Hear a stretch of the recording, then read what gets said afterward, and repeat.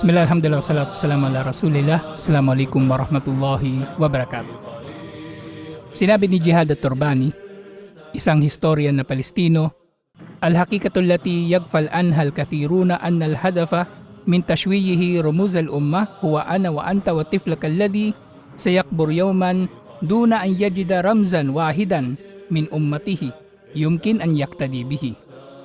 Na ang katotohanan na hindi batid ng marami sa mga Muslim na ang target ng mga kalaban ng Islam sa pagbura nila sa ating kasaysayan nang sa gayon tayong mga Muslim ay hindi makakakilala sa ating mga bayani at sa ating kasaysayan ay ako, ikaw at ang iyong anak.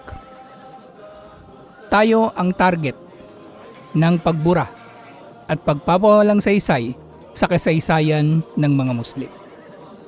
Lalong-lalo na ang ating mga anak na sinabi ni Dr. Jihad at-Turbani, ang ating anak na balang araw ay lalaki at wala siyang matatagpuan na sino man mula sa umma na ito ni Propeta Muhammad sallallahu alaihi wasallam, na wala siyang matatagpuan sa mga Muslim na kanyang magiging modelo o huwaran o kikilalanin niyang bayani na susundin niya ang mga mabubuting nakamit o nagawa ng tao na ito. Gusat at-tarikh yuriduna an nukaffir nahnu bikulli ma kana muqaddisan ladayna.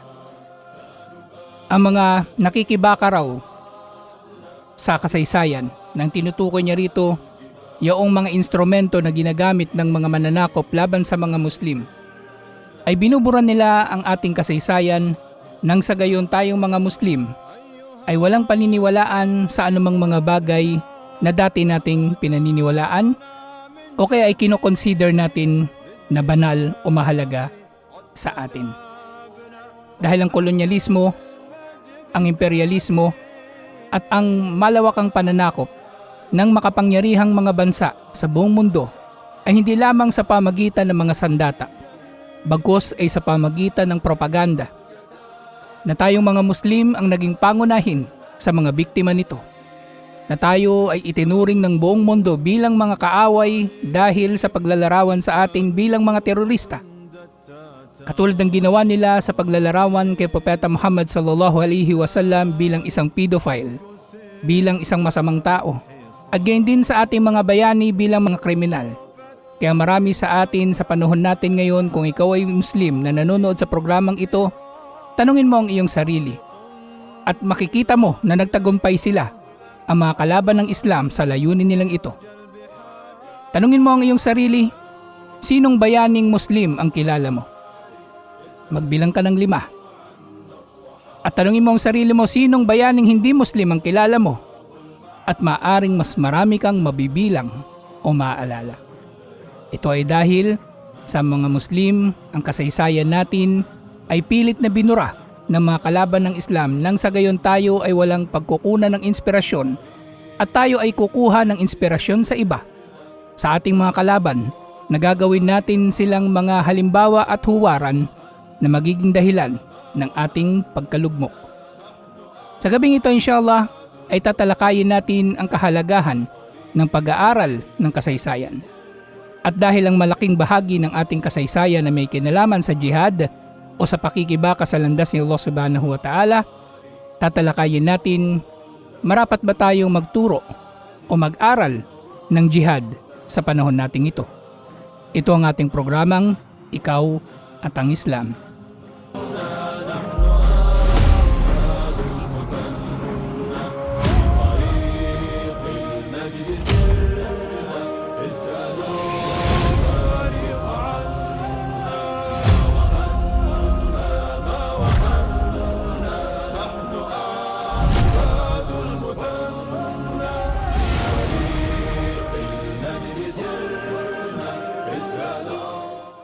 Tayong mga Muslim ay nagkakaroon ng saysay dahil sa pagkakatupad natin sa dakilang layunin kung bakit tayo nilikha ni Allah subhanahu wa ta'ala.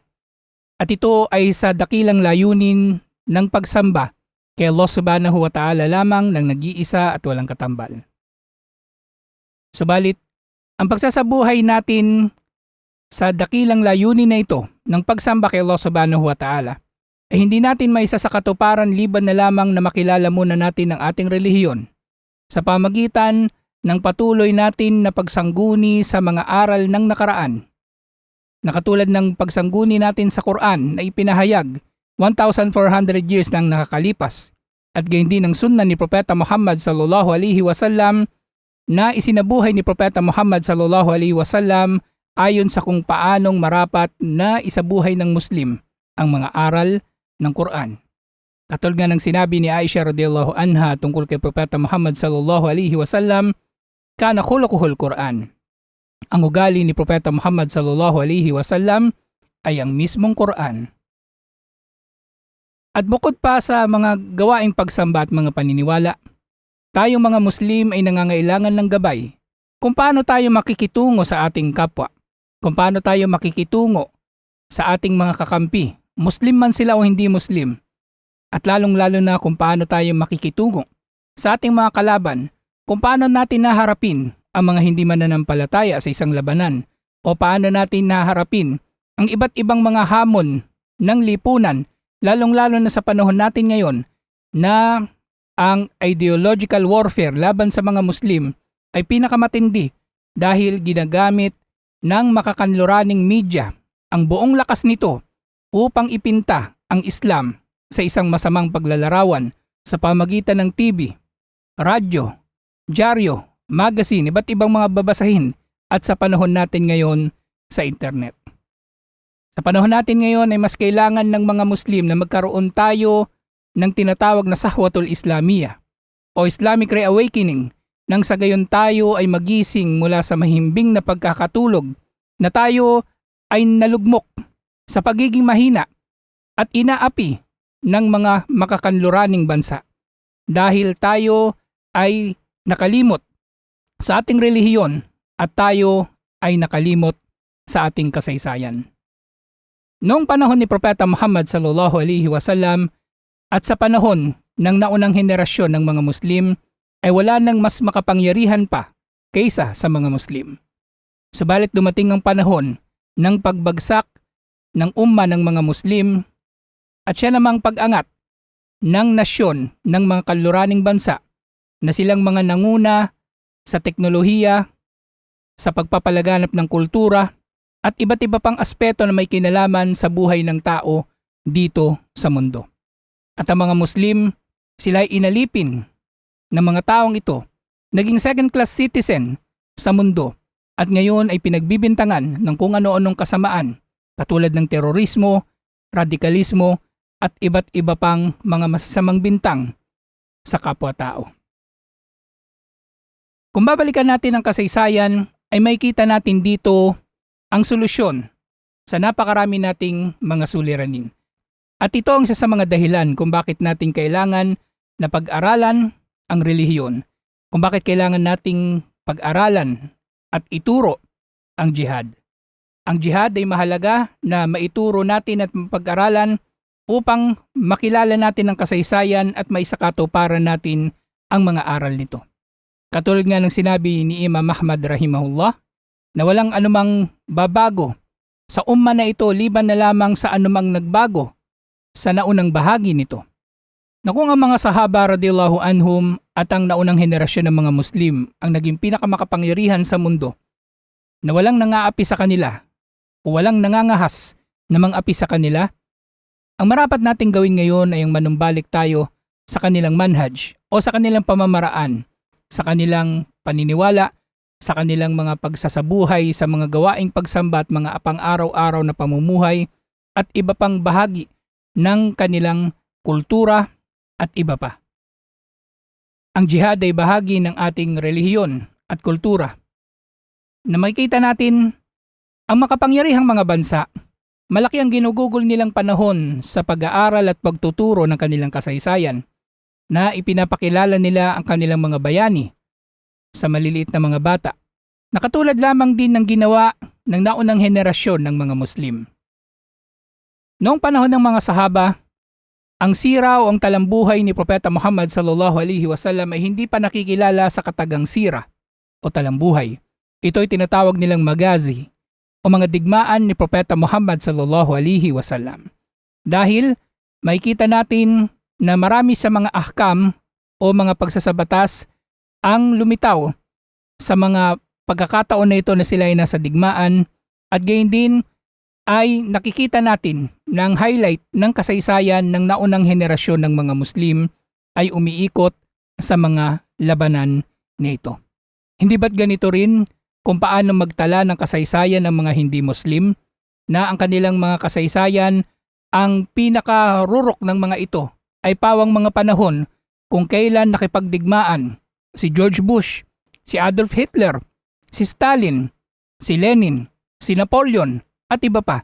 Kaya bakit hindi rin natin gayahin ang mga hindi mananampalataya sa kanilang pagpapahalaga sa kasaysayan nang sa gayon ay muling magkaroon ng saysay ang pagiging Muslim. Nang sa gayon ay magkakaroon tayo ng isang bagay na tayo ay magiging proud o ay maipagmamalaki. Nang sa gayon tayo ay hindi manliliit o kaya ay mahihiya na ipakilala ang ating mga sarili na mga Muslim. Bakit natin ikahihiya ang ating mga bayani na silang mga huwaran ng moralidad, na silang mga huwaran ng pagiging makatarungan at makatwiran kahit sa labanan, na ang ating mga bayani hindi sila tumangkilik sa terorismo kahit kailan. Na kung ihahambing sa iba pang mga bayani ng mga hindi mananampalataya, ang marami sa mga ito ay mga kriminal na pumatay ng milyong-milyong mga tao nang walang kadahilanan. Pero ang ating mga bayaning Muslim, sila ay umangat mula sa antas ng pagiging pangkaraniwang mananampalataya tungo sa antas ng pagiging bayani dahil sa kanilang pagliligtas ng buhay at pangangalaga sa relihiyon na ito. Sa pamagitan ng ating pag-aaral sa kasaysayan at pag-aaral ng tunay na katuruan ng jihad, ay makikita natin dito kung paano natin haharapin ang mga pagsubok sa buhay, katulad ng mga panlipunan na suliranin na meron tayo sa panahon natin ngayon, at kung paano natin haharapin ang mga kalaban na merong tapang, talino at pagiging makatarungan at makatwiran katulad ng naunang henerasyon ng mga Muslim.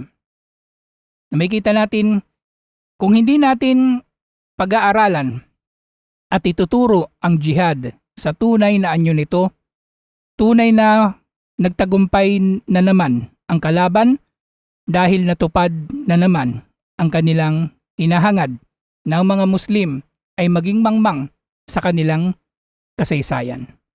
Dahil kapag tayo ay hindi nag-aral at nagturo ng jihad at hindi nag-aral ng kasaysayan at nagturo nito sa mga Muslim, ang darating sa mga tao na katuruan tungkol sa kasaysayan at tungkol sa jihad ay ang mga katuruan na ipinasok ng mga kalaban ng Islam sa pamagitan ng iba't iba nilang mga propaganda na inilalarawan ang mga katuruan ng Islam sa negatibong paglalarawan. Kung tayo ay hindi magtuturo ng kasaysayan, saan ba matututo ng kasaysayan ng Islam ang ating mga anak? Ang ating mga anak ay matututo ng Islam sa mga Western historians nang marami sa kanila ay mga Orientalist o mga tao na galit sa Islam at inilalarawan nila palagi ang Islam sa negatibong paglalarawan. Gayun din, kung tayo ay hindi magtuturo ng jihad, saan matututo ang ating mga anak ng tungkol sa jihad? Matututunan nila ito sa mga pelikula, sa mga video games, na makikita nila na ang mga Muslim ay palaging inilalarawan bilang mga kalaban at ang mga Amerikano at ang mga kaalyado nila ang silang mga bida. At mas masama pa, kung hindi tayo magtuturo ng jihad sa tamang katuruan nito, ang ating mga anak ay matututo ng jihad mula sa mga terorista na sa kasamaang palad, sila ngayon ay umaastang mga bayani na tanging nagmamalasakit o nagtatanggol sa ummah.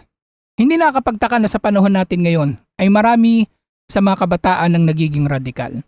Marami sa mga kabataan ang naaakit na sumali sa mga ligaw na grupo katulad ng ISIS, ng Maute, dahil nakikita nila o inaakala nila na ang mga tao na ito ay tunay na nagmamalasakit sa ummah dahil sila ay gumagawa ng paraan upang masolusyonan ang social injustice na inaakala nila na walang ginagawa ang iba pang mga Muslim tungkol dito. Hindi natin maaring ikatwiran na ito ay pagtatakda ni Allah subhanahu wa ta'ala at wala na tayong magagawa. Meron tayong magagawa dahil meron tayong dapat gawin bilang umma ni Propeta Muhammad sallallahu alaihi wasallam. Marapat tayong mag-utos ng kabutihan at marapat tayong magbawal sa kasamaan.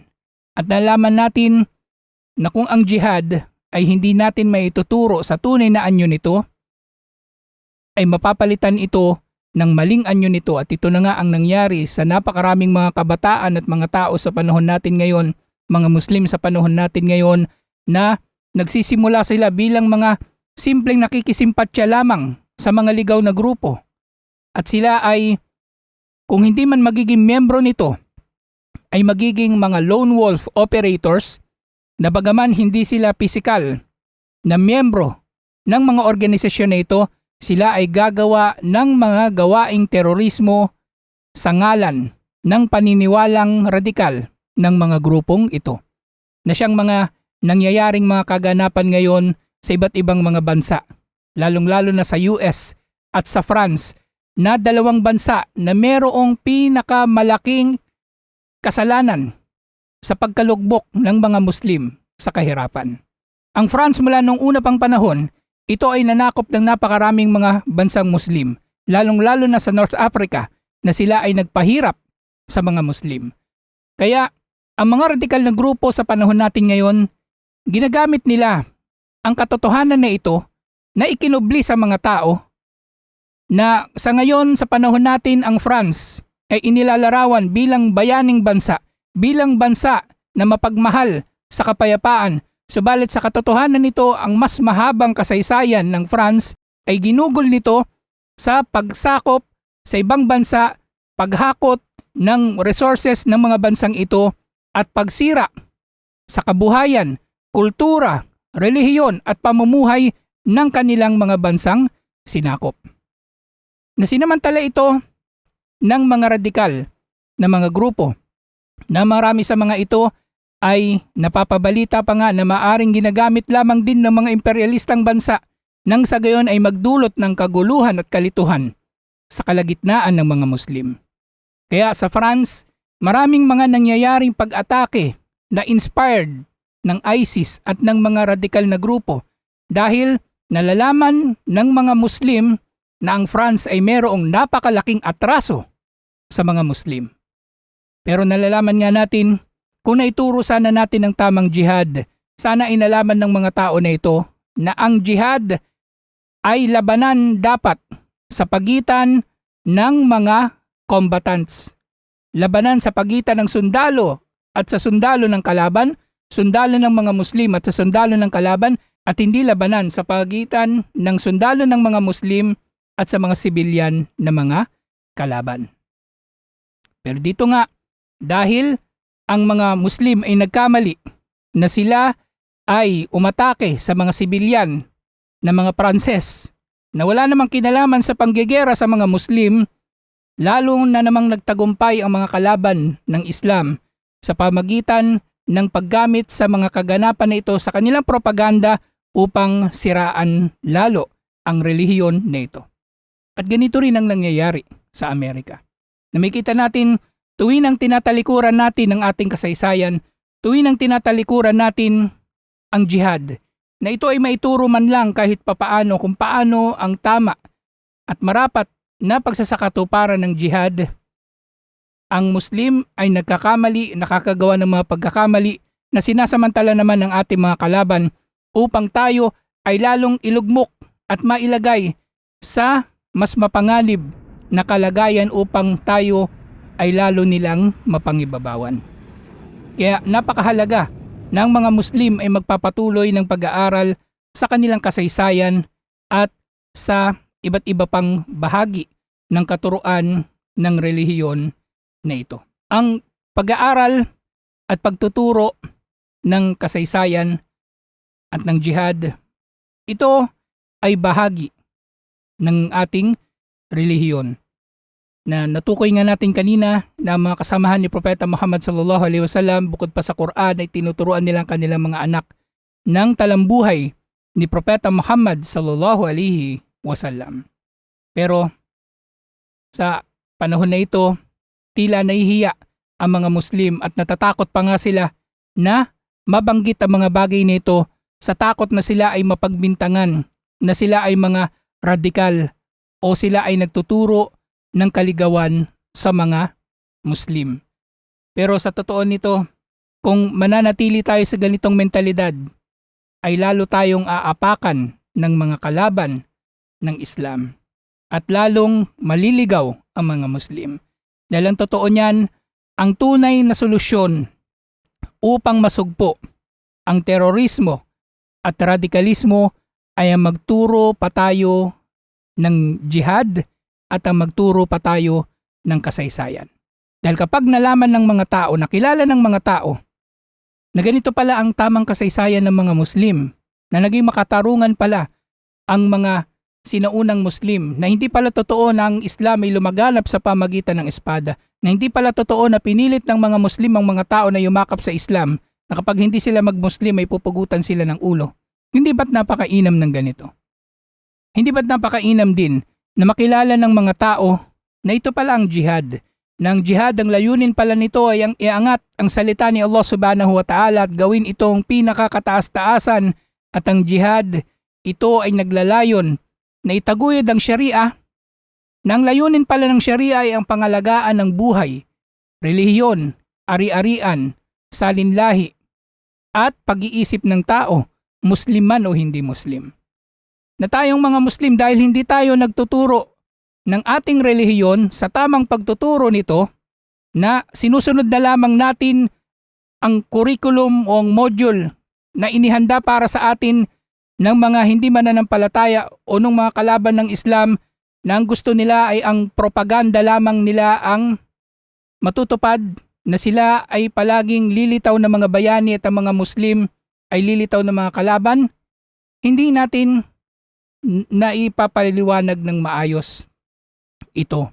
Tayo mga Muslim, hindi tayo marapat na maging apologetic pagdating sa jihad, na parang itinatakwil natin ang jihad o ang pakikibaka sa landas ng Allah subhanahu wa ta'ala sa pamagitan ng sandata, na para bang ang jihad ay ang jihadun nafs na lamang o ang pagiging ermitanyo o ang pagbababad sa masjid upang magsala o magbasa ng Quran, na binabaliwala na natin ang ating dakilang kasaysayan. Ito ay mali na mentalidad ng Muslim. Nasa halip na tayo ay tumitindig ng diretso at taas noo sa lahat ng tao, na tayo ay nagmamalaki, na tayo ay mga Muslim, minsan ang mga mangangaral pa ng Islam ang nagdudulot ng kahihiyan sa sarili nilang relihiyon sa pamagitan ng pagiging mahiyain nila na ituro ang jihad sa tamang anyo nito at ituro ang kasaysayan ng Islam ayon sa kung ano ang nalalaman natin sa kasaysayan na ito, at hindi galing sa kasaysayan lamang ng mga hindi mananampalataya, na wala silang pakialam sa kasaysayan natin, kung hindi man sila ay gusto lamang na manira sa kasaysayan natin, nang sa gayon tayo ay mananatiling nasa ilalim ng mga mapang-aping bansa na makapangyarihan mula noon hanggang ngayon. So sinabi nga ni Propeta Muhammad sallallahu alaihi wasallam, man mata walam yagzu walam yuhaddith nafsahu bigazwi mata ala syu'bati nifaq. Sino man daw ang mamatay na hindi nakikibaka sa landas ni Allah subhanahu wa ta'ala o hindi man lamang inihanda ang kanyang sarili sa pamagitan ng intensyon lamang, siya ay namatay sa isa sa mga antas ng pagiging ipokrito. Dahil itinakwil niya ang isang malaking bahagi ng Islam. Sinabi nga ni Propeta Muhammad sallallahu alaihi wasallam, Ra'sul amril Islam wa umuduhus salah wa durwatu sanamihi al-jihad. Na ang pinakamahalagang bagay daw sa atin ay ang Islam at ang haligi nito ay ang sala, at ang bubong nito ay ang pakikibaka sa landas ni Allah subhanahu wa ta'ala. Maraming mga tao ang nagsasalita tungkol sa kasaysayan at sa jihad. Kung ito ay manggagaling sa mga hindi mananampalataya, sigurado tayo na ito ay maglalaman ng mga pagkakamali, maglalaman ng mga distortion, maglalaman ng mga pagmamanipula, nang sa gayon ang mga kaganapan sa kasaysayan ng Islam ay mailarawan sa negatibong paraan. At gayon din ang jihad, na siyang isa sa mga dakilang katuruan ng Islam na naglayon na mapangalagaan ng mga Muslim at ang relihiyon ni Allah subhanahu wa ta'ala at mapangalagaan ng sino man nasa ilalim ng kapangyarihan nito. Ito ay inilalarawan nga sa negatibong paraan kung hindi tayo kikilos upang maituro ang katuruan nito ay tunay na mananatili tayo sa ating mga kalagayan ngayon at hindi tayo mangingibabaw na katulad ng pangingibabaw ng mga sahaba ng mga kasama ni Propeta Muhammad sallallahu alaihi wasallam nung kapanahunan nila. Pero syempre, hindi natin ito ginagawang advocacy. Hindi natin ito ipinangangaral nang sa gayon ang mga Muslim ay maging supremacist. Nang sa gayon ang mga Muslim ay manakop sa ibang bansa. Hindi ito ang layunin kung bakit natin hinihimok ang mga tao na mag-aral at magturo ng kasaysayan at ng jihad. Ang nais natin ay hindi tayo malugmok sa mga suliraning panlipunan na meron tayo ngayon at iba't iba pang mga hamon na kinakaharap ng mga Muslim dahil sa pagtalikod nila sa relihiyon at pagtalikod nila sa jihad at iba't iba pang mga pagpapabaya nila sa iba't ibang mga aspeto ng relihiyon na ito. Ang nais natin ay ang matupad natin ng ating obligasyon kay Allah subhanahu wa ta'ala dahil ang pangangaral patungo kay Allah subhanahu wa ta'ala ay isang jihad din. At tulad ng sinabi ni Sheikh bin Baz rahimahullah tungkol sa jihad, sinabi niya, al-mawjudul jihad al-an bid-da'wati ila Allah. Na bagaman sa panahon natin ngayon maaring walang pakikibaka sa landas ni Allah subhanahu wa ta'ala sa pamagitan ng sandata o ng armas, pero tayo ay nakikibaka sa landas ni Allah subhanahu wa ta'ala sa pamagitan ng pag-aanyaya tungo kay Allah subhanahu wa ta'ala. At idinugtong dito ni Sheikh bin Baz rahimahullah, wa idha yassara Allahu jihadan bin nafs syaraka fi dhalik. Subalit kung pahihintulutan ni Allah subhanahu wa ta'ala na tayo ay magkaroon ng pagkakataon na makibaka sa landas ni Allah subhanahu wa ta'ala sa pamagitan ng ating mga pisikal na katawan, sa pamagitan ng sandata, ay marapat nga ang Muslim na sumali o lumahok dito bilang isang fardo kifaya o bilang isang obligasyon na pangkalahatan. Na kung meron ng sapat na bilang ng mga Muslim na nakikibaka sa landas ni Allah subhanahu wa ta'ala, tayo ay marapat na sumali sa jihad. At sa pamagitan nga ng pagtuturo ng kasaysayan at ng jihad, ay matutugon nga natin ang problema natin sa kahinaan ng mga Muslim at ang problema natin kung paanong hinahijack ng mga Orientalist at ng mga propaganda ng mga kalaban ng Islam ang tunay na katuruan ng Islam. Malalabanan din natin ang mababang moral ng mga Muslim sa panahon natin ngayon, na maraming mga lumilitaw na mga nagdudunong-dunungan sa social media na sila ay nagtatapang-tapangan, na nagtatawag sa jihad na wala naman silang otoridad dito. Ang paraan upang matalino at mahusay natin silang masagupa sa isang ideolohikal na pakikibaka ay ang pagsangguni natin, pagtuturo at pag-aaral sa tunay na kasaysayan ng mga Muslim at sa tunay na kahulugan ng jihad. Ito ang layunin ng ating programa, na ang ating programang Ikaw at ang Islam, ito ay naglalayon na mapag-usapan natin o matalakay ang mga usaping panlipunan na may kinalaman sa mga Muslim.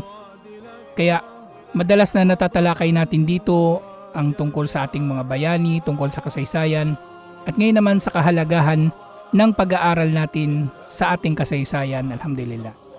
Nagpapasalamat kami sa inyong mahusay na pagsubaybay sa ating programa at nawa ay naging kapakipakinabang sa inyong programa nating ito. Isang magandang gabi sa lahat at sa mga kapatid nating Muslim. Wassalamualaikum warahmatullahi wabarakatuh.